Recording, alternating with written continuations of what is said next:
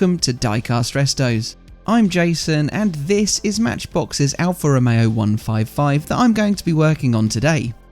It'll be getting a new livery, new wheels and have a couple of minor modifications.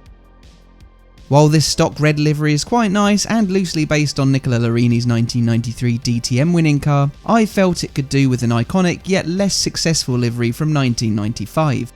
This, in fact, Alessandro Nannini's Martini sponsored 155. Alfa Romeo first entered the 155 to the Deutsche Tourenwagen Meisterschaft in 1993. This came after the car's competitive debut in the 1992 Italian Super Turismo Championship. Alfa Corse and Nicola Larini ran away with the Group A based S1 class, clinching the title with 9 victories in the 155 GTA. This prompted a switch of focus to Germany for the DTM for 1993 in the FIA Class 1 155 V6 Ti. This car featured a 2.5 litre V6 coupled to a 4-wheel drive system and produced 420 horsepower. Larini was paired with compatriot Alessandro Nannini as the Italians blew away the German competition from BMW, Mercedes and Opel. Larini won 11 of the 22 races in 1993, a series record. Alfa were on a roll. For 1994, they set their sights on the British and Spanish touring car championships. In the 155 TS, Gabriele Tarquini was dominant in the BTCC, while Adrian Campos took the title in Spain.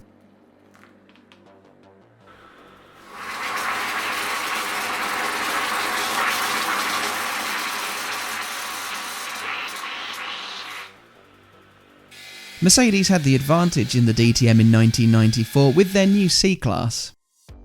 However, Larini, Nannini and Stefano Modena still managed to rack up 10 wins for Alfa Corse. An 11th Alfa Romeo win was claimed by Dane Chris Nissen, driving for Schubel Engineering.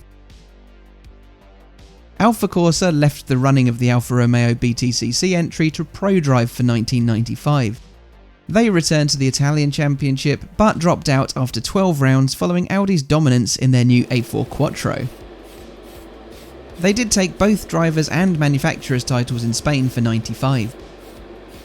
That year's DTM is where the livery I'm recreating today first surfaced. The competition had expanded to include both the domestic DTM and the International Touring Car Series, contested in Italy, Finland, Great Britain, Portugal and France. Both titles were separate, yet Mercedes took each manufacturer's title and Bernd Schneider each driver's title.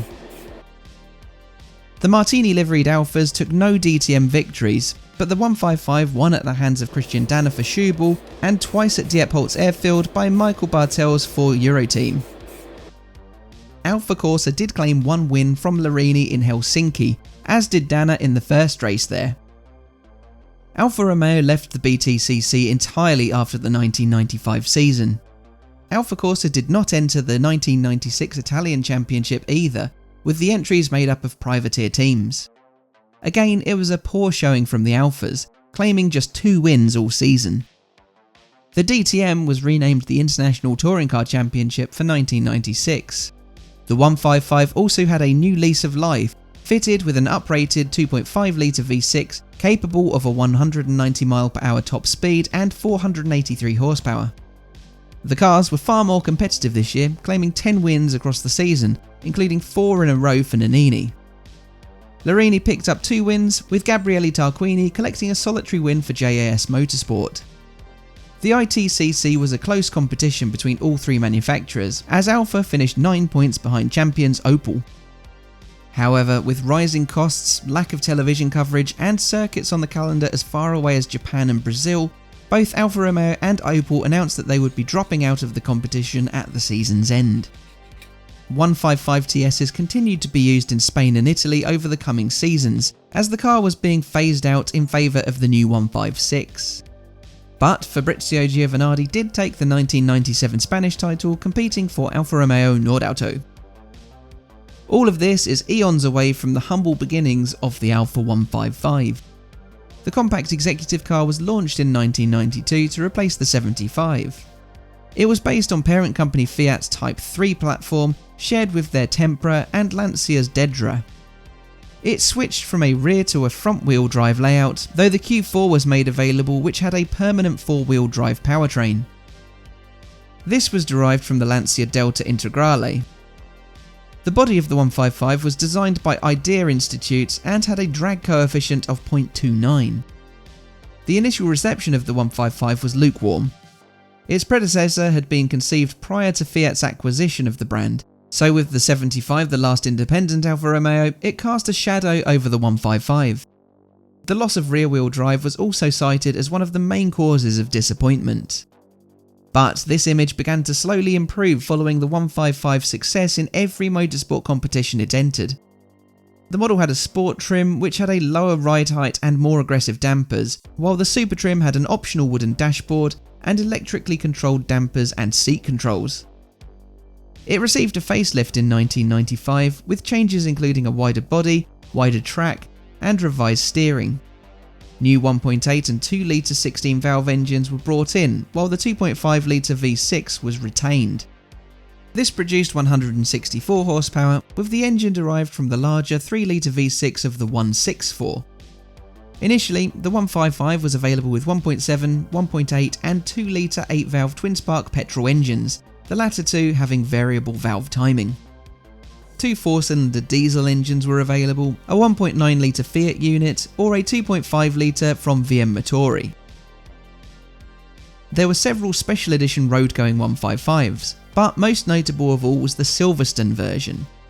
This was called the Formula in the rest of Europe outside of the UK. This was an attempt to homologate an aero pack for Alfa Corse in the BTCC. The strict homologation rules in the BTCC meant that cars needed to resemble those equivalents available in showrooms. The Silverstone aero pack was included in the boot or trunk of the car as a bolt-on kit, much to the derision of other manufacturers in the championship. Other teams saw this as an unfair advantage. Alfa protested by skipping one race in the 1994 season in which they dominated. They were forced to run the car in its lower downforce form in the latter stages of the season. The Silverstone model was lighter than the standard car but had no more power from the 1.8 litre engine. This was despite the fact it was homologating a 2 litre engined race car. This came about as the 1.8 litre engine block had a narrower bore, allowing Alfa to use a larger stroke on the racing car, thus staying inside the 2 litre capacity restrictions. The Silverstone model came in either red or black paintwork with plain unpainted bumpers. Production of the 155 ceased in 1998 following the introduction of the 156 2 years earlier. Over 195,000 155s were built in 6 years of manufacture. This Matchbox model was a bit of a delayed arrival when it turned up in 1997.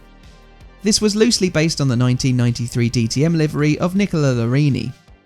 The colours were inverted for the 1998 mainline release. There were only 2 mainline versions available, though it did appear in gold for the 1997 75 challenge at number 3. In 1999, it featured in a Coca-Cola 5-pack in red, with Coca-Cola polar bear tampos on the sides. It also reappeared in 2001 in this same livery as part of a German Coca-Cola series. Anyway, that brings us neatly on to the reassembly of this Martini 155. With the front wheels balanced and windscreen inserted, I can place in the interior piece. That has a couple of supports moulded in, similar to the cast-in areas for the front axle. Then it's the base, which includes the modified moulded exhausts that I copied based on how some other larger scale models looked. This now rides so low. Unbelievably, those exhaust pipes skirt the ground, missing it by less than half a millimetre. But this was how the Matchbox Alfa Romeo 155 looked before I set to work on it. This is a high quality casting in my book. The details of the aero as seen on the real DTM car are incredibly accurate. The tampos are eye-catching as well. You quickly forget this has no front or rear detail to the headlights, grille or tail lights. I wanted to put this right though with my own custom in an iconic, albeit ultimately unsuccessful livery. And this is the result. A set of crisp new Martini decals teamed with some front end trim does the model a world of good. I find headlight tampos can be hit or miss, but these look very effective. The wheel match couldn't be much better in terms of style, but as is so often the case, the scaling falls a little short. The rims on the DTM racers were just so huge. Otherwise, I'm not sure I can fault it. The SK75 Works decals are very good indeed, if perhaps a little flat on the colour. They did however come to life a bit after the Mr. Hobby top coat. I did have to print my own Alfa badges, I must add, as well as a white-backed Baumler badge for the rear, as it was printed onto clear decal paper. So what do you think of the 155? Tell me in the comments. There's some footage of the real racer in action in 1995 in the outro. Don't forget to like and subscribe, but all that leaves me to say is thanks for watching, and I'll see you again for the next one. Bye for now.